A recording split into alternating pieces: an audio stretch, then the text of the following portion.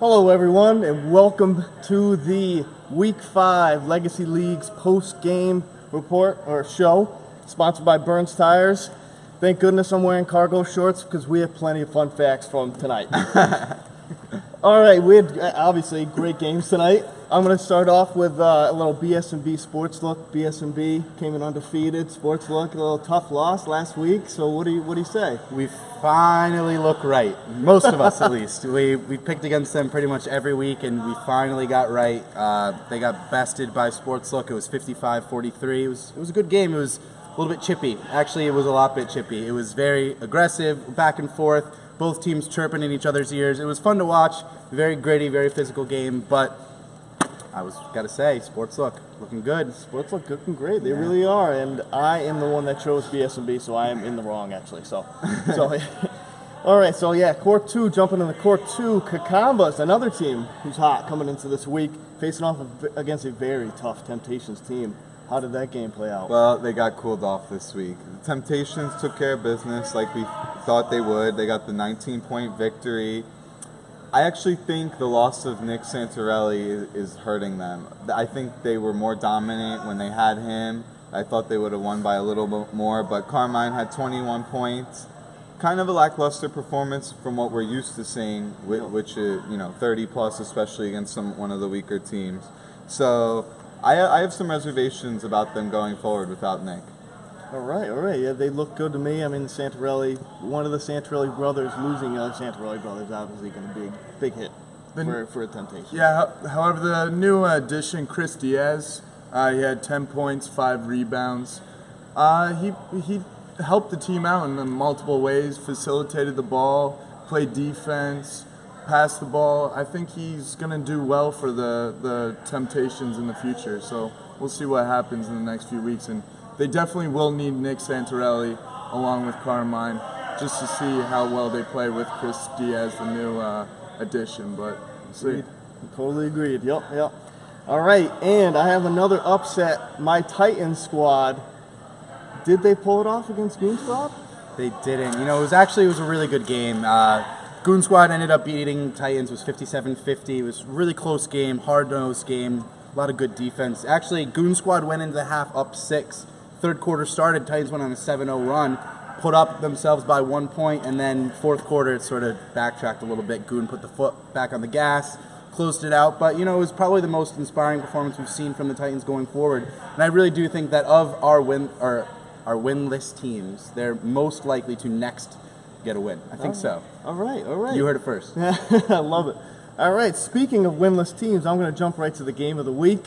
Run TMC versus One Time. Somebody's got to win. Who was it? It was Run TMC. I will swallow my pride and admit that I was wrong. I picked against Run TMC in a lot of ways. Thought it was going to be right. It was just a little bit too much to overcome for a one-time team that really lacks a second scoring option behind Mike Cody. Mike Cody had a great night. He had 32 points, but no one else on his team was able to break double digits. It's really hard to keep up. Interesting to note, Run TMC, new addition, Reggie Stewart, 18 points, led his team. Sort of really a nice new spark plug for that team. High flyer, jumps out of the gym, great hands, good finishing around the basket. Definitely an added bonus for that team. So I think that Run TMC may be on the rise. All right, yeah, I agree. They definitely look like a more complete team. Absolutely. So, especially with Nick Sabali back. So that was big. That was huge. big.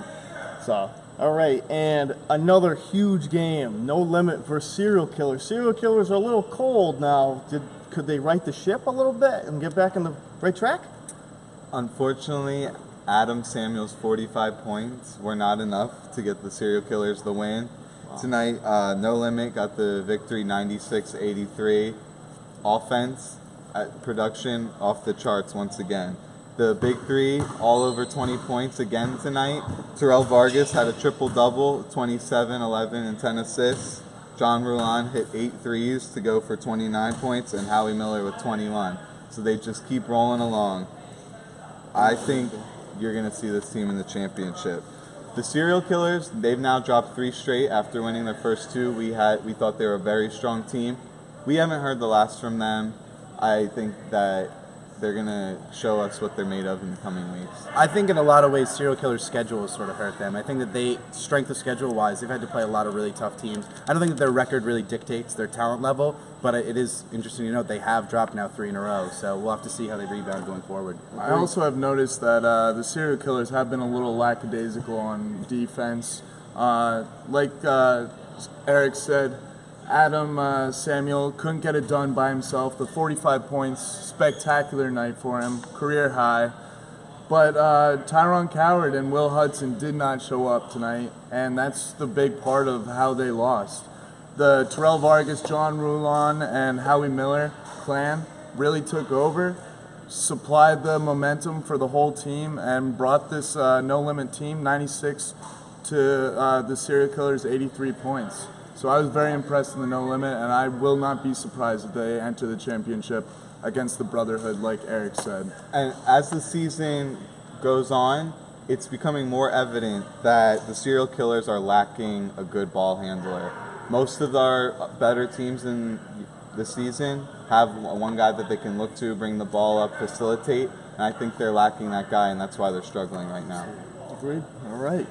And the last season's MVP Michael Davis back for the Brotherhood against the Airballers. Did he make an impact tonight or what?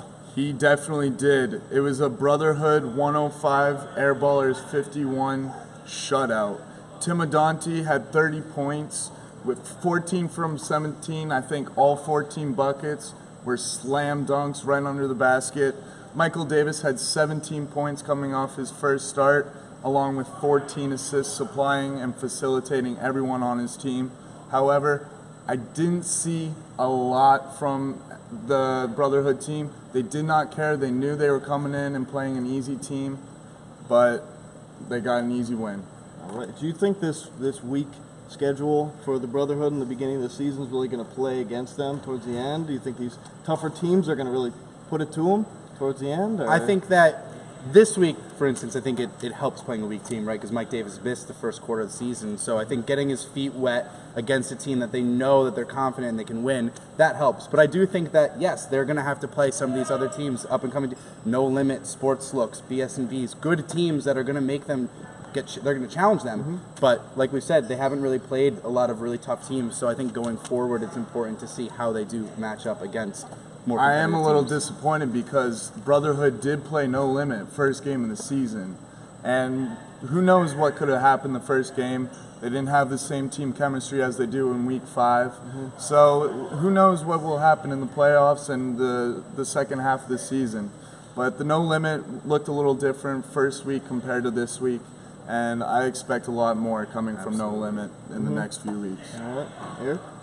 Yeah, I think No Limit that first week against Brotherhood, they're a rookie team. They're still getting used to, all the rules and stuff. They clearly are more acclimated to the league now. And I think if they face the Brotherhood again, it would be a really good test. And they actually gave them a good test week 1, too. So single digit. I look forward to that. I think talent-wise, Brotherhood is easily the best team in this league. I think in a lot of ways, if they're going to lose a game, it's going to be because they beat themselves. I think that this is a team that the mental aspect needs to match the physical, right? So this is team, like we said, stacked with talent, but tonight, against a team that they know that they could roll over, a little bit lazy, which is fine, right? They still won by 50 against a team but it's important to know that they bring their number 1 A game mentally when they play these better teams that are going to challenge them a little bit more. Certainly. And how about Airballers? Are we going to give them a win on the season, or how are they looking? Are they improving at all throughout the weeks? They're going winless the whole season. Unfortunately, they don't play one time, and I think that's maybe their sole opportunity for a victory.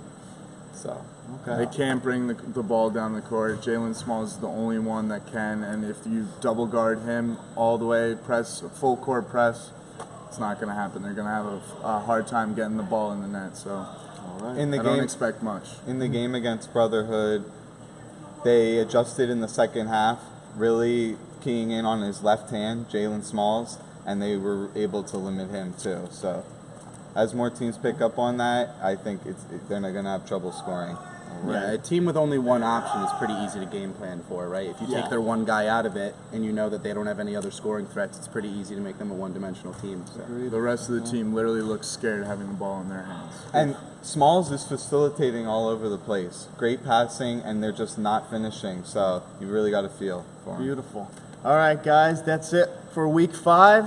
You can follow us on Twitter at Legacy Leagues Legacy_Leagues, as well as Instagram and Snapchat is Legacy_Leagues and Legacy_Leagues 2. And make sure to visit the website legacyleagues.com to check out all the stats, everything.